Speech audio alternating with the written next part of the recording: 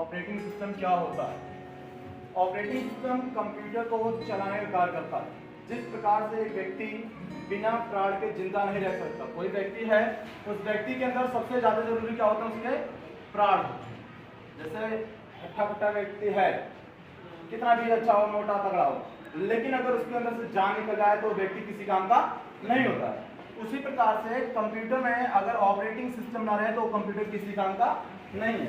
लेकिन एक चीज ध्यान रखिएगा, जब हमारे यानी कि इंसानों के अंदर से प्राण निकलता है तो उसे उसका घर वाले ले जाकर जला के उसका अंतिम संस्कार करते हैं। लेकिन जब इस कंप्यूटर से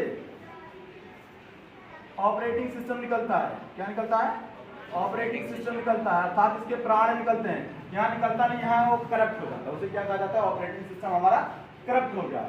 तब उसमें हम दूसरा ऑपरेटिंग सिस्टम डाल देते हैं। ये जो ऑपरेटिंग सिस्टम है उससे हम दूसरा डाल देते हैं। लेकिन जब एक बार इंसान मर गया तो उसमें कोई दूसरा प्राण नहीं आता।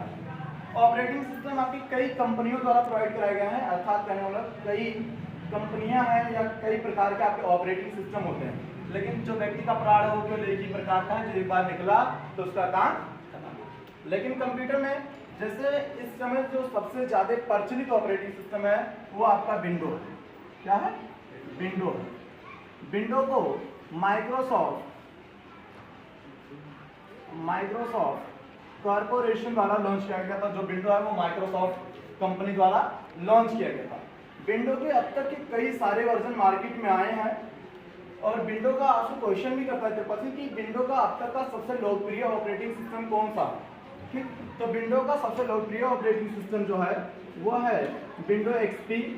ठीक, और सबसे असफल यानी कि सबसे बेकार वर्जन, तो सबसे बेकार वर्जन जो विंडो का वो है विंडो विस्टा। क्या है, विंडो विस्टा।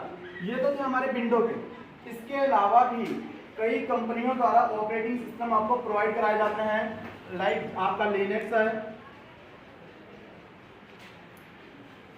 डॉस है, ठीक, उसके बाद में आपका उबंटू है,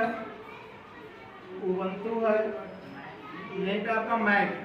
हम यहाँ पे बात करेंगे मैक और उबंटू की।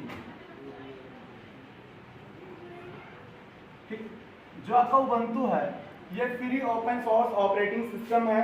Free open source operating system का मतलब है कि कुछ एप्लीकेशन इसमें आपको पहले से इंस्टॉल मिलते हैं। माइक्रोसॉफ्ट के कुछ एप्लीकेशन लाइक वर्ड, एक्सेल, इसमें आपको ऑलवेज इंस्टॉल मिलता है। अर्थात जब इसे प्रोग्राम किया जाता है, इसे बनाया जाता है, तो इसमें आपकी ये एप्लीकेशन डाल दी जाए।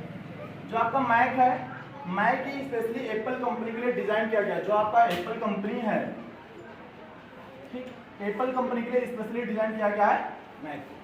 ठीक है, जो आपका मैक है ये एप्पल के अलावा किसी अदर कंपनी में नहीं चलता। क्लियर है। तो उसके बाद में हम बात करते हैं उबंटू हो गया आपका, डॉस का, लिनक्स का उतना यूज नहीं है। इस समय जो हम नॉर्मली यूज करते हैं वो हमारा विंडो है।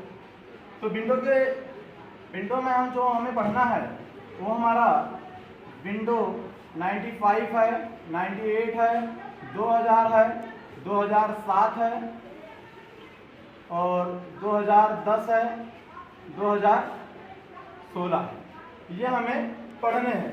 एक चीज ध्यान रखिएगा, जो ये विंडो 95 है, विंडो 95 में सर्वप्रथम आपका स्टार्ट मेनू बटन आया था। जो आपका स्टार्ट मेनू बटन होता है, स्टार्ट मेनू, जो स्टार्ट मेनू जानते हैं आप लोग कहाँ होता है, स्टार्ट मेनू बटन। जो आपका ये कंप्यूटर बना होता है,